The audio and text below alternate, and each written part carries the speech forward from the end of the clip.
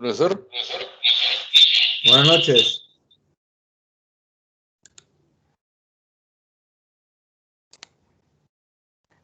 ¿Alguna pregunta, Iván? profesor, una consulta.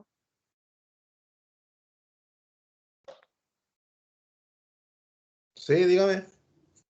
Profesor, los resultados de la prueba, ¿cuándo se sabe? Primero cuando los corrija, obviamente. Pero, no sé, una semana más deben estar listos. Ya, profesor, gracias. Nada.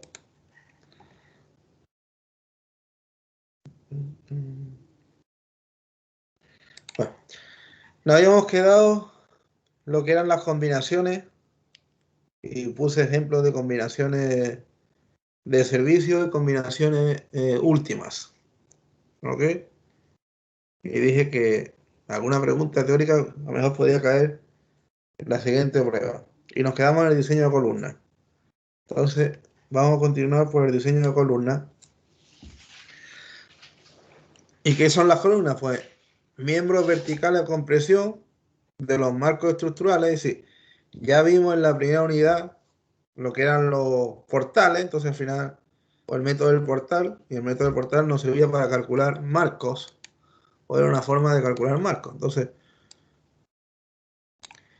obviamente, las columnas, teníamos columnas y vigas en el marco. Y obviamente las columnas transmiten las cargas a los pisos superiores hasta la planta baja, después al suelo a través de la cimentación. Por eso también relacionado con esto decíamos que los cortantes de las columnas del primer piso normalmente solían ser mayores que las columnas del superiores, porque al final como toda la carga iba bajando, al final teníamos como que el primer piso estaba afectado por los pisos superiores. Y dice que son elementos de compresión, sí, son elementos de compresión, pero también son, como vimos el otro día, también tienen momento. Lo que pasa es que en el descriptor y en la guía solo vamos a ver columnas de compresión que son las más fáciles de calcular, digamos, de forma manual o forma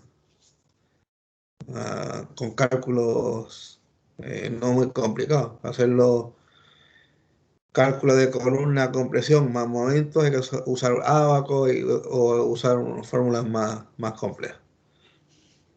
Pero obviamente, por lo menos vamos a ver cómo se calcula la columna de compresión y así nos vamos a hacer una idea también de el área que tiene que tener la columna o el dimensionamiento que tiene que tener la columna y el armado mínimo.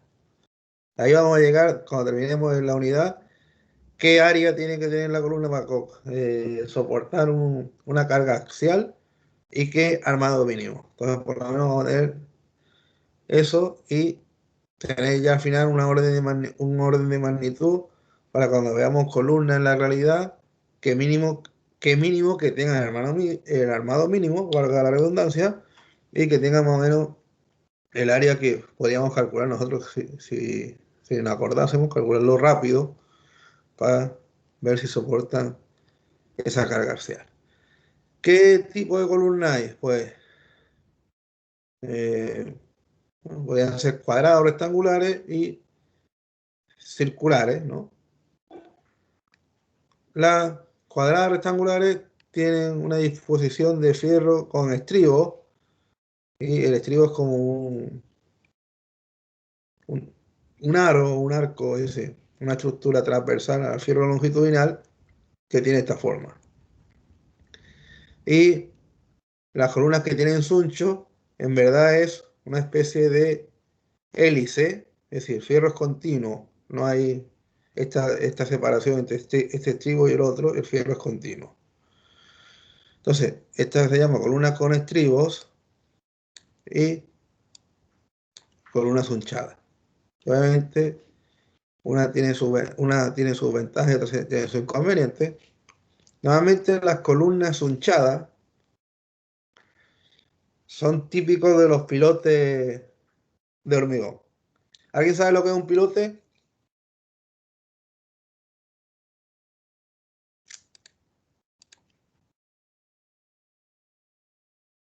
Señor Cristian. Dígame. ¿Sabe lo que es un pilote? Sí, profe, acá en la construcción del líder usaron mucho los pilotes. Exactamente. En la construcción del Líder Sur usaron Exacto. mucho la construcción de pilotes. Pero para quien no vio esa construcción, son como columnas que están clavadas en la tierra. Es decir, un tipo de cimentación donde hay una especie de columnas que se clavan en el terreno. Entonces, obviamente esas columnas, cuando haya un terremoto, se va a mover el edificio que esté en lo alto, entonces tienen que aguantar normalmente mucho corte. Por lo tanto, una forma de construirlas para que aguante más el cortante y también la compresión es mediante columnas hunchadas.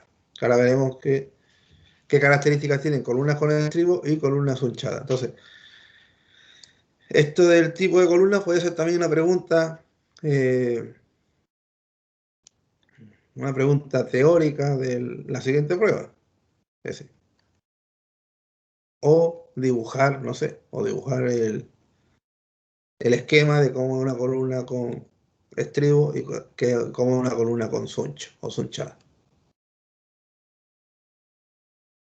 Ahora vamos a ver qué funciones tienen los estribos y qué funciones tienen los sunchos, que prácticamente son las mismas, solo que los sunchos tienen una función más. Entonces, la función de los estribos es definir la geometría de la armadura longitudinal. Es decir, esta sería como, bueno, vamos a ponerle uno mejor. Sería como una función más bien constructiva que de cálculo. ¿Qué significa definir la geometría de la armadura longitudinal? Yo tengo que poner estos fierros longitudinales en una posición que no se mueva. Es decir, yo primero pongo el fierro, después voy a poner el moldaje y después voy a introducir hormigón y ya el fierro está dentro del moldaje. Voy a introducir el hormigón o verter el concreto.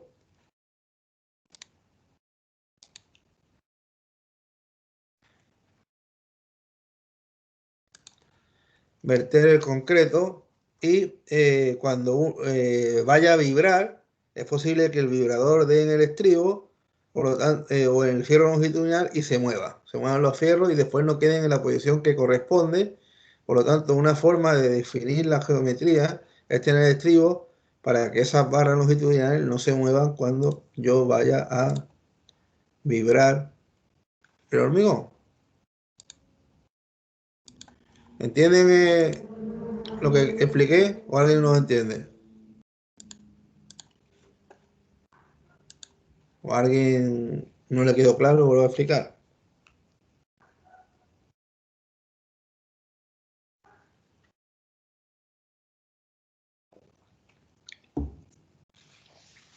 Señor Gary.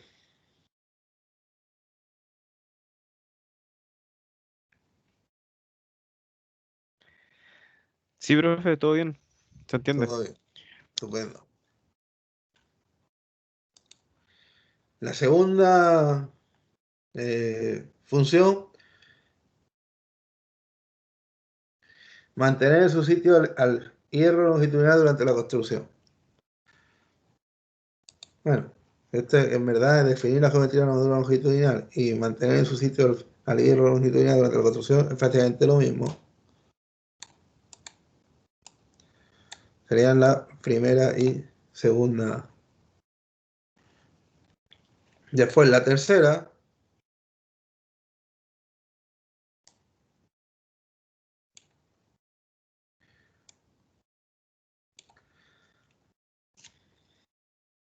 La tercera es controlar, el pandeo transversal de las varillas cuando están sometidas a compresión.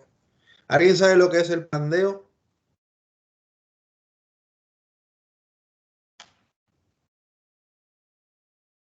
¿O a quién le suena el pandeo? ¿O han escuchado alguna vez lo que es el pandeo?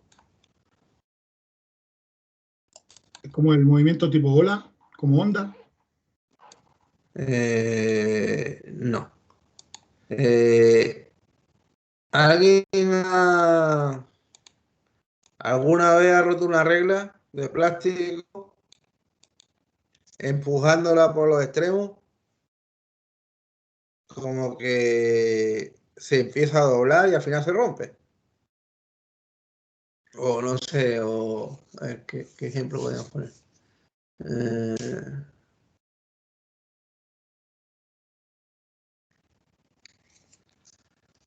Si tuviéramos un arco, por ejemplo, un arco para tirar flechas y yo lo comprimo de los extremos y el arco va a empezar a doblarse y llega un momento que se rompe. Entonces, esa forma que empieza a doblarse se llama pandeo. Es decir, el pandeo es una deformación que se produce cuando yo comprimo un elemento longitudinal y esa compresión va a hacer que se me deforme la pieza. Eso es el pandeo, que no es lo mismo que flexión. Flexión se genera por fuerzas que son perpendiculares al eje de la pieza y generan un momento. En cambio, el pandeo es por pura compresión. Entonces, son comportamientos distintos que muchas veces la gente los mezcla, pero son... Entonces, obviamente, al tener estribos, es decir, esta barra de fierro, si yo la comprimo, pues va a intentar pandear, que es lo que había dicho que se deforma. Es decir, va a intentar hacer una cosa así, por ejemplo.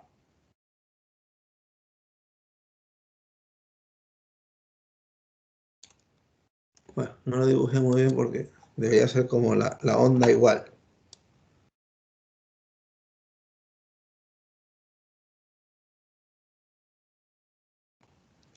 Cuando yo comprime el fierro, se va a intentar deformar así. Obviamente el estribo no me va a permitir que se deforme y a partir del estribo se va a generar esa curva exagerada que yo he dibujado.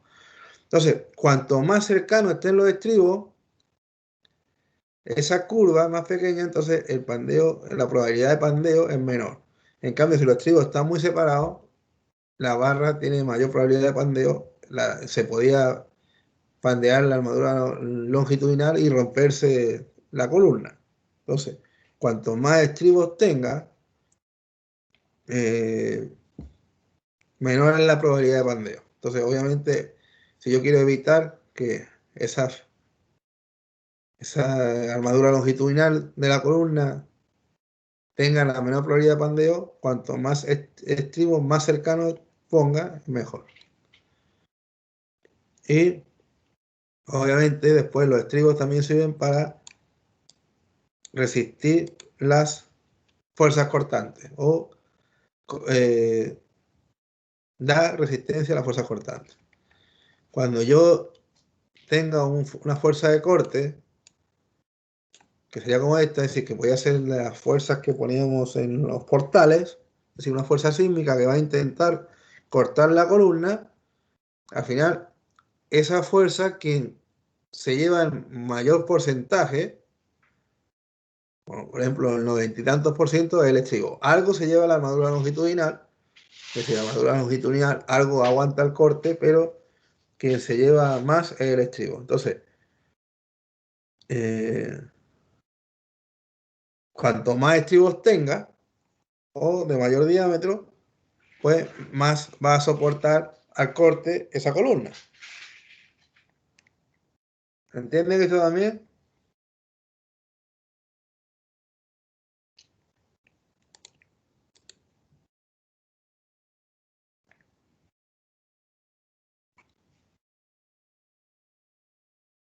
Señor Ramón, usted que llegó más tarde.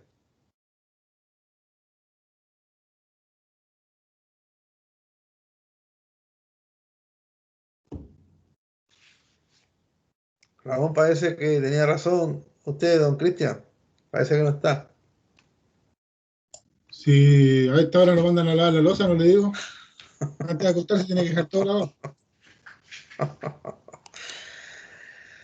Bueno, veo que si no hay preguntas, sigo. Entonces, ¿y cuáles son las funciones de Suncho? Estas mismas 4 más una más. que es la primera que aparece aquí. Y dice, confinar al hormigón del núcleo de la columna para mejorar su capacidad resistente. Entonces, aquí aparece una cosa que es confinar, que al final está relacionado con un concepto importante en la construcción de columnas de hormigón o estructuras de hormigón, que es el confinamiento. Yo intentaré explicar con palabras no muy técnicas qué es el confinamiento. Pero al final el confinamiento aumenta la resistencia a compresión del hormigón. Imaginemos que tenemos un saco, pero como de malla, es decir, un saco hecho de malla, y lo lleno de arena. Y ese saco lleno de arena y bien compacta la arena y dentro del saco empiezo a comprimirlo y moverlo para los lados. ¿Qué va a pasar? Que la arena va a salir por los agujeros del saco. Ahora, si ese saco tiene una malla todavía más tupida, el agujero más pequeño, va a salir menos cantidad de arena que si la malla es muy grande, me va a salir mayor cantidad de arena. Entonces, eso al final es lo que pasa también con el hormigón. Si yo tengo una columna de hormigón que tiene poco estribo, ante la compresión y un sismo, ese hormigón va a tender a romperse, a fisurarse, y si tiene muy poco estribo, podría llegar al momento último de que se rompe completo. En cambio, si tengo una malla muy tupida de estribo, se me va a fisurar el hormigón, pero no se me va a romper completo. Entonces, al final, al tener mucho estribo,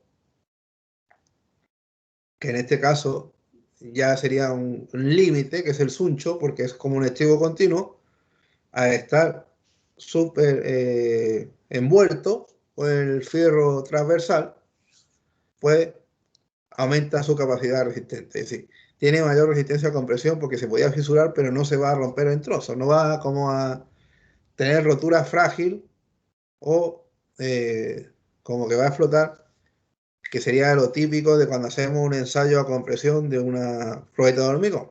Entonces, a mayor cantidad de estribo o, en este caso de extremo, que es suncho, que es un estribo continuo, la resistencia a compresión es mayor. Y prueba de ello es que después del terremoto del año 2010 se aumentó la disposición de estribos porque hubo algunos fallos en algunos edificios por falta de confinamiento o pérdida del confinamiento. Y se rompieron las columnas. Generalmente ese sitio donde se rompen las columnas, tengo una columna, está empotrada, y aquí tengo una viga, pues normalmente la columna o se rompe aquí o se rompe acá. Esto está relacionado con lo que ya habíamos visto en el portal, que sabíamos que tiene como una articulación en el centro y el momento máximo en un extremo y otro momento máximo en otro extremo. Por lo tanto, se va a romper donde tenga mayor solicitación. Y si en esa zona le ponemos mayor cantidad de estribos, la probabilidad de que se rompa va a ser menor. Entonces, hay veces que el armado de las columnas tiene muchos estribos en la parte de arriba y después tiene como menos estribos. Esas líneas están representando los estribos. Tiene como menos estribos en el centro y otra vez tiene mucho más estribos en la parte de abajo. Asumiendo que esto fuese una columna y esas líneas fueran como los estribos. Es decir, como esto de acá, tengo muchos estribos en la parte donde la columna se une con la viga. En el centro tengo menos estribos y después cuando se vaya a unir con la fundación le pongo más estribos. Eso es típico de aumentar el confinamiento y digamos que cambió la norma en el 2010, la norma sísmica, y te explica esto, cómo tienes que hacerlo, e incluso aumentar el diámetro del estribo, mejor estribo del diámetro 10, y estos de aquí son del 8, y después estos de aquí vuelven a ser del 10. Entonces, eso también es importante. Las otras 4 son las mismas que los estribos, entonces la función de los sunchos son 5 y tienen una más que los estribos, que es aumentar el confinamiento. Después aquí en la guía habla entre diferencia entre pilar y columna. Yo la verdad que lo veo igual, entonces, porque al final son sinónimos. Aquí quiere explicar que pilar es como un elemento vertical, ligeramente inclinado, sustentante centro de una estructura, destinado a recibir carga vertical para terminar la cementación, y columna es un elemento arquitectónico vertical. Entonces, yo la verdad, o que tiene fines decorativos. Yo la verdad que pilar o columna lo veo como sinónimo. Al final son palabras sinónimas, así que no le hagan mucho caso a lo que viene aquí esto de la guía. Sigamos con el comportamiento de... Profe, ¿Sí? pero ahí, por lo que yo entiendo un poco, el pilar siempre está asociado como a un muro de albañilería reforzada. Ahí donde se usa el término pilar. Es como la cadena con vigas. Sí, puede ser, pero es como cambia en cada país. Por ejemplo, en España, pilar normalmente va relacionado más con los puentes y las columnas con la estructura de edificación, pero al final es lo mismo. Es decir, es como una especie de columna, con una funcionalidad distinta, pero... Y puede ser, y lo que usted dice también se usa en la minería confinada, pero al final es como sinónimo. Yo no entraría más en eso. Ahora, veamos el comportamiento de las columnas, que eso sí es importante. Antes habíamos hablado del pandeo, entonces al final una columna puede tener como 3 fallas. Y eso es lo que vamos a ver ahora. La falla en las columnas se puede presentar como resultado de una falla en el material por la afluencia inicial del acero en la cara de tensión. Es decir, el acero pues, va a llegar como a su límite elástico en la cara donde tiene tracción, es lo que está explicando. Es decir, está llegando el acero, que al final normalmente el acero lo pone en un hormigón para que aguante la tracción. Entonces, está llegando el acero a su límite elástico y ahí empezar a tener una falla. O por aplastamiento inicial del hormigón en la cara de compresión. Obviamente el hormigón lo estamos usando para aguantar compresión, entonces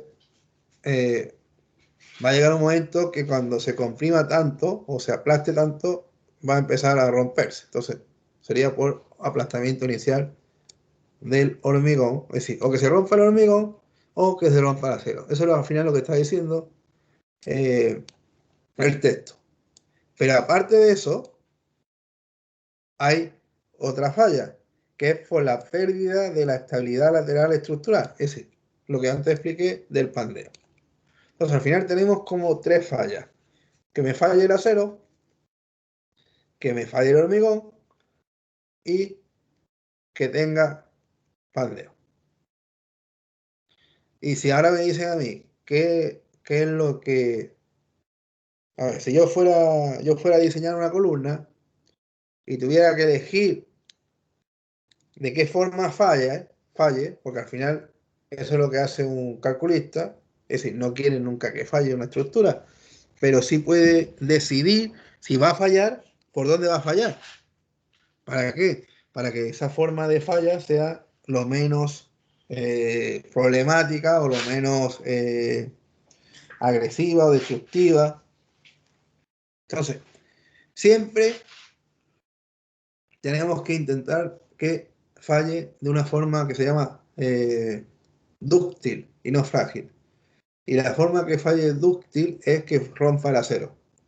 Porque el acero no va a romper de un momento a otro, se rompe el fierro, sino se va a ir alargando cada vez más, pero como que te va a avisar de que se va a romper. En cambio, el hormigón no te avisa, el hormigón llega como a su límite de rotura y la columna se rompe.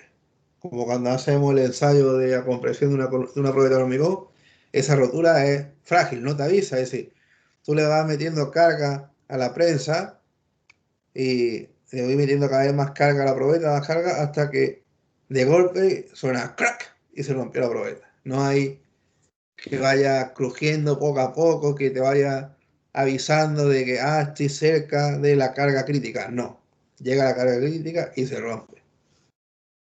Y el pandeo tampoco es aconsejable porque como rompa por pandeo, también rompe la columna completa. Entonces, si tengo que diseñar para que se produzca una falla, es decir, obviamente no quiero que se produzca la falla, pero en el peor caso, si se fuese a provocar la falla, lo que hago es direccionar la falla que sea por fluencia inicial del acero. Entonces, eso también es importante.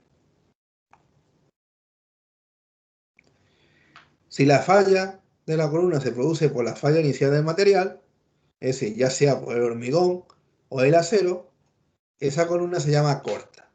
Entonces, las columnas cortas son las que están diseñadas asumiendo que se va a romper o el acero o el hormigón. Y obviamente, ya explicando lo que he dicho, de que es mejor que se rompa por el acero, entonces debe estar, si está bien diseñada, una columna corta debe estar diseñada para que falle el acero. En el supuesto de que falle, debería fallar el acero, porque es menos destructivo ese tipo de falla.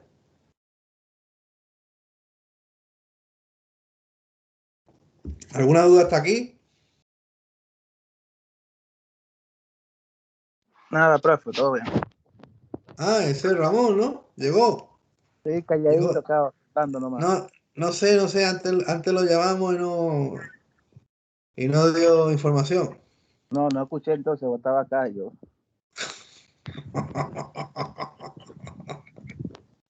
Ya. Ok. A medida que se incrementa la longitud de la columna, también se incrementa la posibilidad de que el pandeo produzca la falla.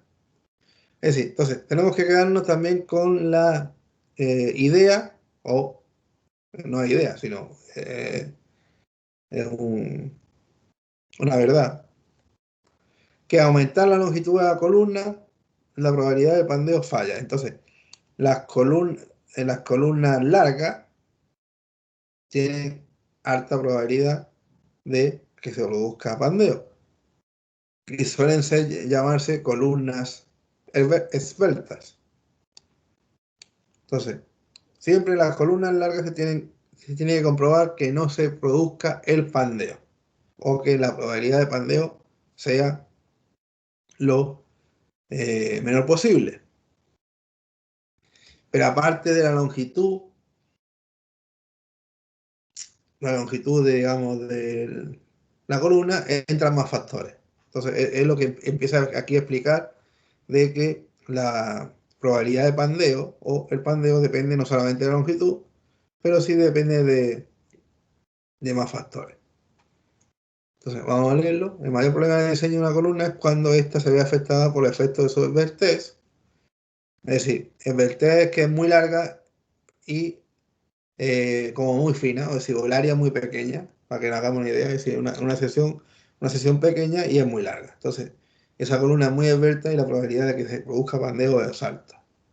Es porque las columnas se dividen en dos categorías: columnas cortas, columnas esbeltas, donde la primera, su resistencia se rige por la geometría de sección y la resistencia de sus materiales, y la segunda, las deflexiones laterales juegan un rol principal. Las deflexiones laterales es esa deformación que se forma como un arco. Cuando yo comprimo una columna, empieza a formarse con una ligera curvatura, que es lo que está explicando ahí. Y que pueden reducir en forma la resistencia de la columna. Es decir, cuando una columna es muy esbelta, puede pasar que una carga mucho más pequeña que la que rompería el hormigón es capaz de romper la columna. Entonces, tiene menor resistencia y debido a su esbeltez. Entonces, por eso es lo peligroso, porque uno podría estar diciendo, el hormigón aguanta 200 kilos centímetros cuadrados, tengo una sección de 200 centímetros, es decir, por ejemplo, o 400 centímetros, tengo por ejemplo, una columna 20 por 20,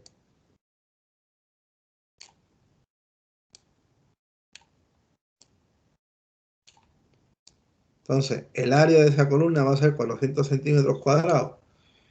Si estos son centímetros, son 400 centímetros cuadrados, y tengo una resistencia máxima de hormigón de 200 kilos centímetros cuadrados, 400 por 200, tendría ahí 16.000 kilos. Es decir, podría aguantar como, en teoría, es decir, después lo veremos, es un poco menos, pero podría aguantar 16 toneladas. Pero eso si esa columna es corta, si esa columna es muy larga, muy esbelta, ya mejor la carga ya no llega a ser 16 toneladas y a lo mejor con 5 toneladas se rompe. Pero se rompe por el pandeo, es decir, porque se curva demasiado cuando la estoy comprimiendo y rompe. El grado de esbeltez se determina con la relación L, que es la longitud, que en verdad no es longitud, ya fue, es longitud, pero en verdad lo correcto sería longitud de pandeo, que después veremos cómo se calcula. Y partido R. Y R es el radio de giro de la sección. Y aquí ya empezamos con cosas que a lo mejor vimos en estática, es decir, hace ya un año, los que lo dieron hace un año, porque hay otros que lo dieron hace más tiempo, y hablamos de momento de inercia. Pues eso es lo que está diciendo ahí. El radio de giro es igual a la raíz cuadrada del momento de inercia partido del área. Entonces, que a mayor radio, si ven, a mayor radio de giro, la VT es pequeña, porque L partido R. Y si la VT es pequeña, la probabilidad de pandeo es menor. Entonces, ¿qué me interesa a mí? Columnas que tengan gran inercia y área pequeña. Eso nos va a dar radio de giro muy grande y la probabilidad de pandeo más pequeña. ¿A dónde llego yo como momento radio de giro grande y área pequeña? Pues, por ejemplo, perfiles en I o perfiles doble T o perfiles tubulares. La inercia es muy grande y el área es pequeña porque si yo hago un perfil tubular, en lugar de macizo, por ejemplo, pues la inercia es muy grande y el área es pequeña porque solo sería el área del borde. Este área del centro es vacío. Por lo tanto, ahí estaría dando radio de giros grandes, lo que me estaría provocando o me generaría poca probabilidad de pandeo. Entonces, aquí empezamos a recordar temas de momento de inercia que mejor lo veíamos en estática y decíamos, pero ¿por qué tenemos una unidad tren estática de inercia? Y yo decía, bueno, en resistencia y en cálculo sí lo vamos a entender más. Entonces, eso fue lo importante, el momento de inercia y el área de la sección.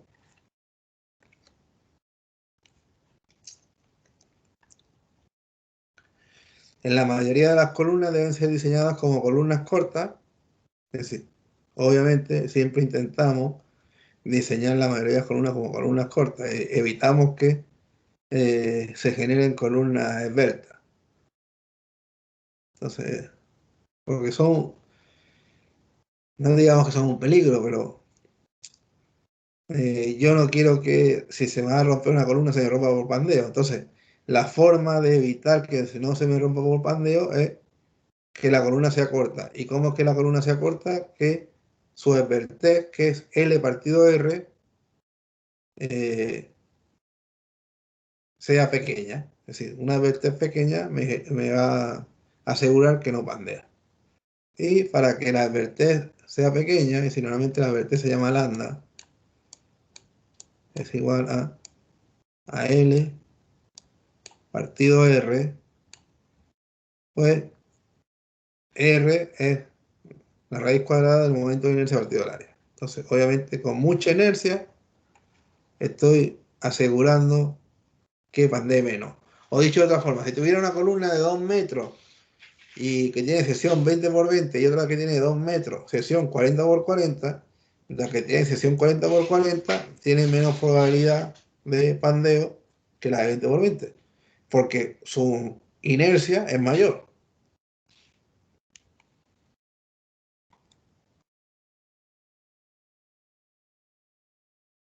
Y esto sí que no vamos a estudiar porque esto es fórmulas experimentales que vienen en normas distintas y quiero llegar al concepto más que la aplicación de una fórmula que depende de cada normativa. Es decir, la normativa de aquí dice esta fórmula, en Perú una parecida. Entonces, sí aparece aquí un concepto que es el K. Y si ven, pone K por longitud, LU, que en verdad la longitud. Entonces, la longitud de pandeo, que esto sería K por LU o K por L, es lo que podía llamarse como longitud de pandeo. Por eso decía antes que lo que estaba puesto aquí, que decía L partido R, el T, no es eso, es en verdad longitud de pandeo partido R es T. Y ahora voy a explicar lo que es la longitud de pandeo. Este K, que en otra bibliografía o en otro sitio, también aparece como beta. Que al final son coeficientes de pandeo. Coeficiente K de pandeo o coeficiente beta de pandeo. ¿Y por qué estoy mareando tanto con el coeficiente beta? Porque este coeficiente depende de cómo esté la columna unida a los extremos. Entonces, este coeficiente no es lo mismo si la columna está empotrada en un extremo y empotrada en el otro. No es lo mismo si la columna está articulada en un extremo y articulada en el otro. No es lo mismo que esté empotrada en un extremo y articulada en el otro. O no es lo mismo que esté empotrada en un extremo y libre. Es decir, estos son como 4 casos posibles. Este beta de aquí es 0,5.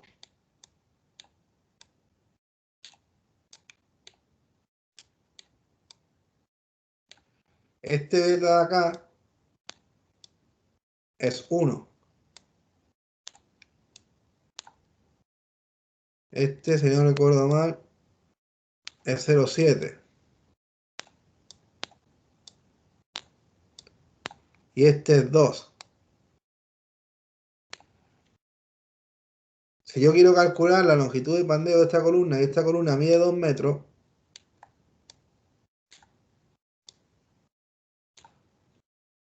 la longitud de pandeo de la primera columna que está empotrada y empotrada es 2 por 0,5, la longitud es 1. De la segunda columna que está articulada, sería 2 por 1, la longitud de pandeo es 2. Pero de la última es 2 por 2, 4. Entonces, la misma columna, es decir, con la misma área y con todo eso, simplemente cambiando cómo esté unido los extremos, puedo pasar de una longitud de pandeo 1 En el caso, el ejemplo que hemos puesto, hemos dicho que esta tenía al final una longitud de pandeo de 0,5 por 2, que es 1, y esta al final tenía una longitud de pandeo de 2 por 2, 4. Y hemos dicho que la longitud de pandeo es un factor o es una de las variables que me afectan en la EPT. Y la EPT hemos dicho que era longitud de pandeo partido el radio de giro. Entonces, fíjense, simplemente cambiando mi unión en los extremos, puedo aumentar 4 veces más la probabilidad de pandeo. Entonces, si en el plano me aparece que es empotrado en la fundación y empotrado en la viga, y yo ejecuto empotrado en la fundación y prácticamente la viga no la uní bien a la columna, los fierros no están unidos, se hormigonaron en hormigonados de fase distinta, es decir, de época distinta, y hormigoné una vez la columna y a los 2 meses la viga y no están unidos los fierros, se parece más a esto que a esto. Se parece más a empotrado libre que empotrado. Por lo tanto, la columna puede estar perfectamente diseñada para que no pandee, y una mala ejecución en obra me genera una probabilidad 4 veces mayor que pandee. Y después mejor la columna se rompe y después van a decir, el calculista calculó mal. No, se ejecutó mal. Por eso la importancia de ejecutar la unión de los extremos como estén en los planos, porque puede afectar en un cálculo y que provoque 4 veces más probabilidad que falle por pandeo. ¿Entendieron esto? Si no, lo vuelvo a explicar, ¿eh? No hay problema. Porque es un tema importante.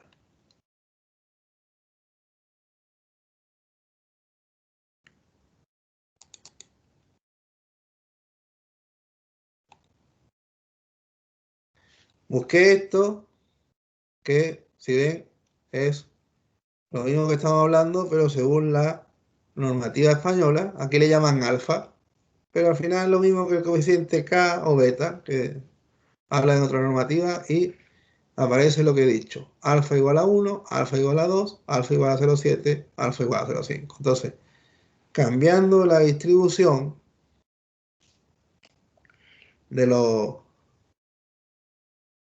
apoyos o de las uniones, me cambia considerablemente. Y aquí también explican el fórmula de cuál es se ha reducido, es decir, cuánto se reduce la capacidad a compresión de la columna según la EPT. ¿Sí? Pero lo importante que quiero que veamos esto. Esto es lo importante.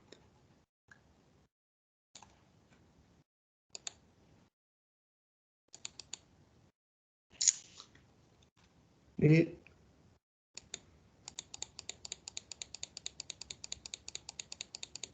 ahí tienen otra tabla del coeficiente de pandeo. Y si ven, aquí sí pone K. Entonces, esto es de la normativa chilena y esto de la normativa española, pero si ven, los coeficientes son los mismos porque la teoría es la misma. Entonces, a eso quería llegar. Quiero explicar la teoría, que es igual en toda la normativa. Después la formulación de fórmulas experimentales son distintas en una normativa que en otra, porque en una son más, digamos, más se quieren guardar más. Entonces, porque si ven aquí están los coeficientes teóricos K, que es lo mismo alfa que he dicho, 1, 2, 0,7, 0,5. Aquí se ve, están los mismos, 0,5, 0,7, 1, 2, pero después están valores recomendados. Ya no usar 0,5, que es el teórico, sino usar 0,65. Entonces, obviamente, estoy del lado de seguridad porque estoy diciendo que tiene mayor longitud, mayor probabilidad de pandeo. Entonces, calcular la columna en lugar de 0,50, 0,75 y esta de empotrado libre al final es 2, 2.1. Pero lo importante donde quiero llegar es, si yo ejecuto mal las columnas y no la uno como corresponde y tengo un error grande en obra, la probabilidad de pandeo o que la columna rompa por pandeo, que al final que rompa por pandeo es que esta compresión es tan grande que esto al final hace así tan grande y al final se rompe la columna por ahí y la columna quedó destruida. Entonces, porque se curva un poco y tiene muchísima más probabilidad de curvarse las columnas que están simplemente empotradas y libres arriba. Entonces, si en obra se ejecuta mal una columna que esté empotrada y empotrada, que tiene un factor 0,5, y la hago parecido a esta, que es empotrada y libre, estoy aumentando, es decir, el fallo en obra me está aumentando la probabilidad de pandeo 4 veces más. Entonces, imagínense si estaba calculado justo, podría generar que la columna rompa por pandeo. Entonces, súper importante ejecutar en obra las uniones tal como vienen en los planos. ¿Entendieron esto?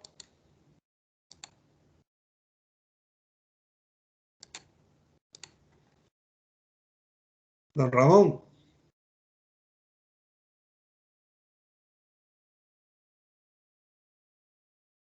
Parece que está secando ahora, don Ramón.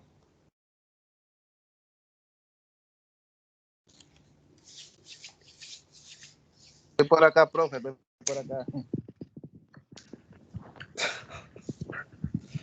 ¿Entendió lo que expliqué?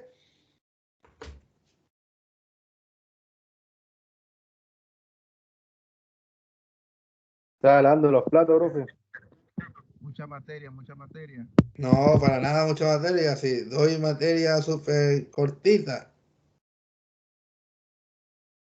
La hora, ya está dando sueño ya. Ya.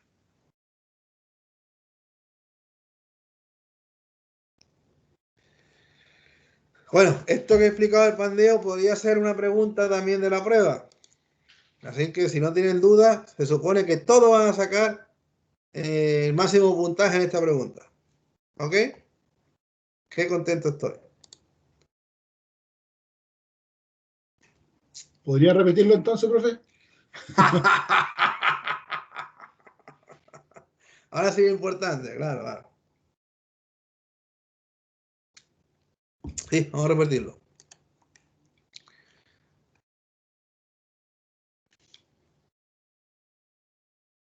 El pandeo. ¿De qué depende el pandeo? Depende de la longitud de pandeo y el radio de giro.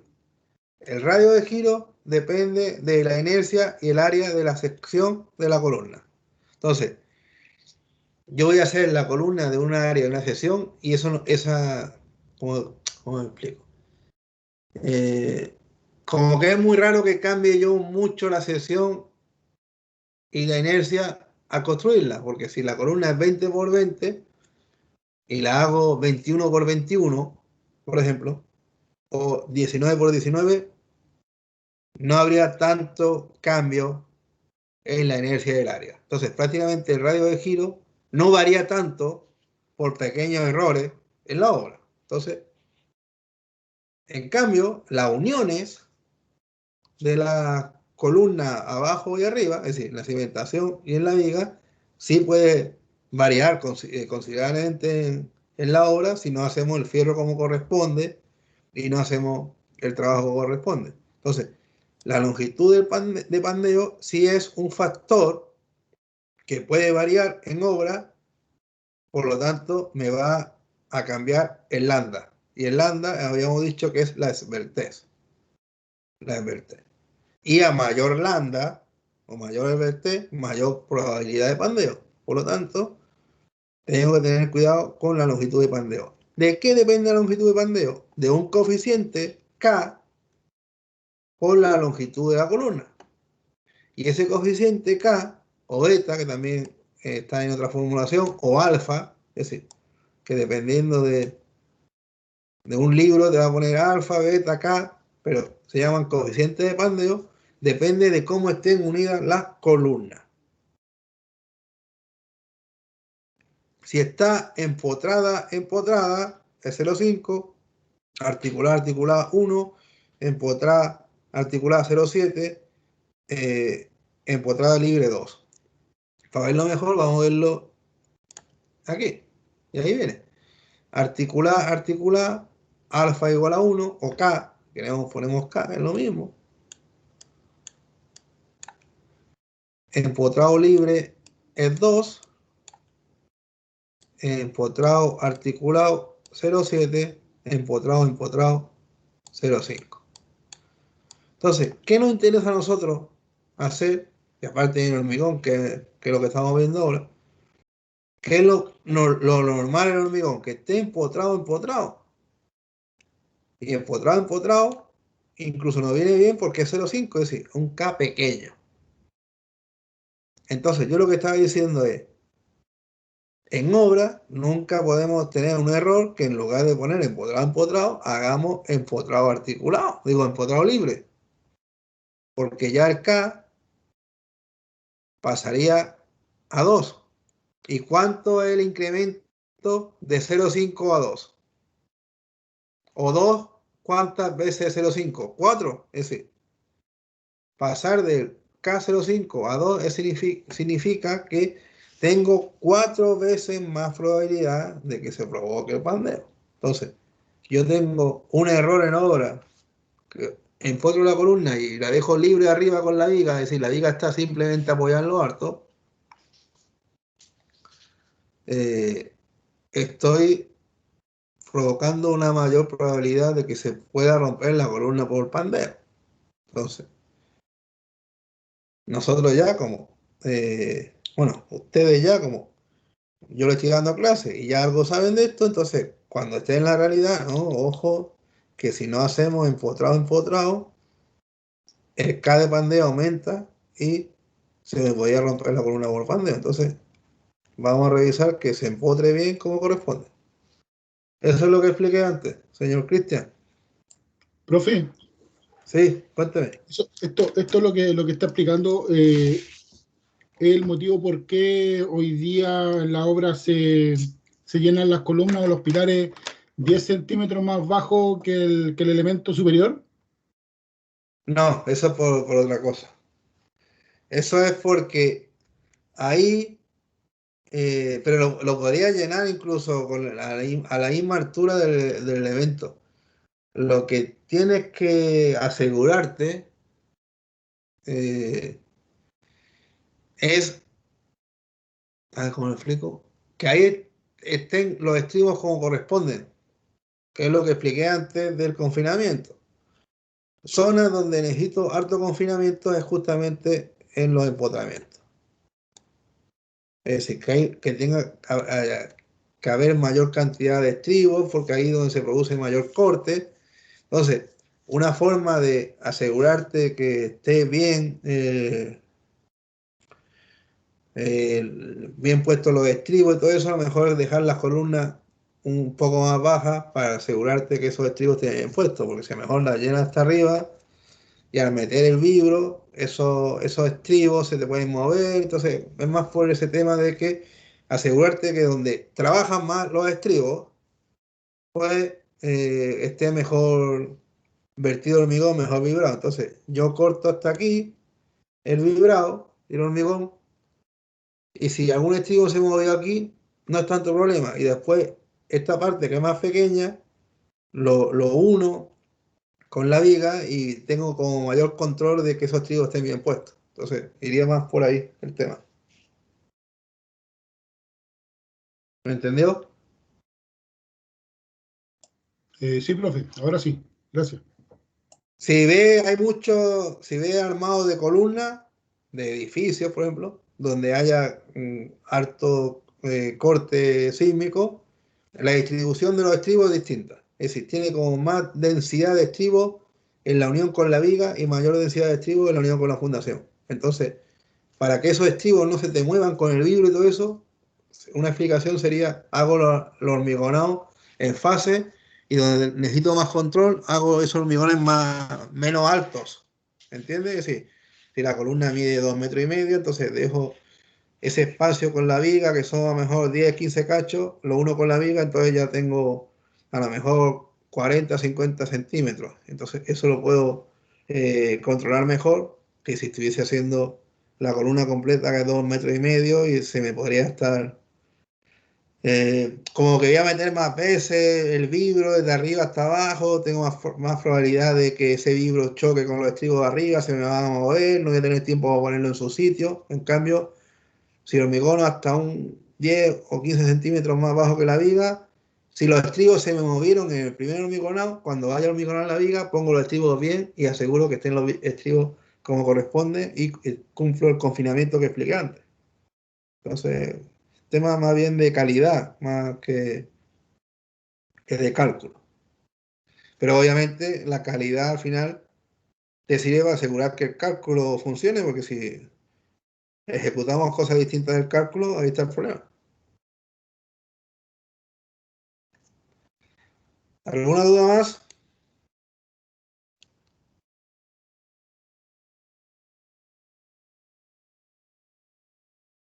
Pues estudien esto porque esto puede caer en la prueba, chiquillos. ¿Ok?